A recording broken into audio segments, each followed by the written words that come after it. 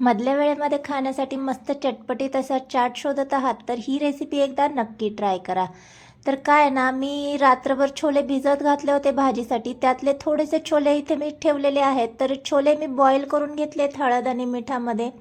आता काय करायचे, एक भांडं घ्यायचे, त्यामध्ये 1 चमचा इतकं तेल घालून घेतलंय आणि यामध्ये आपल्याला हळद घालून घ्यायची, चवीनुसार मीठ घालून घ्यायचे, जिरे पावडर, आमचूर पावडर आणि तिखट घालून घ्यायचं आहे। आता हे मसाले जे आहेत ते छान आपल्याला तेलामध्ये अगोदर एकजीव करून घ्यायचे आहेत।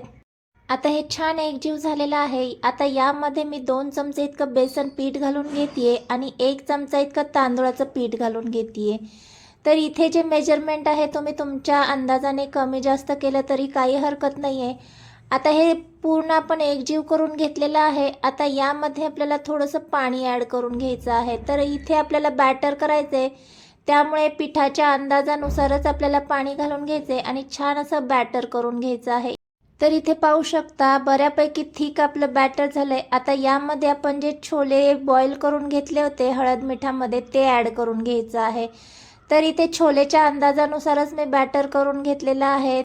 आता हे सगळं आपल्याला छान एकजीव करून घ्यायचे। तर इथे पाहू शकता बऱ्यापैकी थिकच इथे मी बॅटर केले, जास्त आपल्याला पातळ करायचं नाहीये।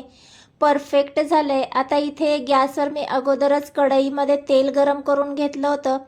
तेल छान असं गरम झालं की गॅस मीडियम करायचा आहे आणि हे छोले आपल्याला यामध्ये सोडून घ्यायचे आहेत। तर सोडताना हाताने सोडायचे, चमच्याचा वापर करायचा नाहीये, नाहीतर कोटिंग जे आहे ते छान बसत नाही। तर मीडियम गॅसवर आलटून पलटून इथे मी खरपूस आणि खमंग होईपर्यंत छोले तळून घेतलेले आहेत। तर इथे पाहू शकता मस्त झालेले आहेत। याच पद्धतीने आपण सगळे छोले तळून घेऊया। तर जेव्हा तुम्हाला खायचे तेव्हाच हे छोले तळायला घ्यायचेत, अगोदर करून ठेवायचे नाहीये, कारण थोड्या वेळाने ते सॉफ्ट होतात।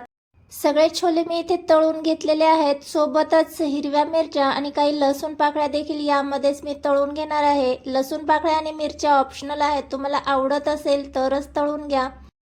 तर मस्त चटपटीत आणि कुरकुरीत इथे आपला हेल्दी असा चना कोळी वडा तयार झालेला आहे। रेसिपी जर आवडली असेल तर रेसिपीला लाईक करा। चॅनलवर नवीन असाल तर चॅनलला मात्र नक्की सबस्क्राईब केल्याशिवाय जाऊ नका। भेटूया नेक्स्ट व्हिडिओमध्ये।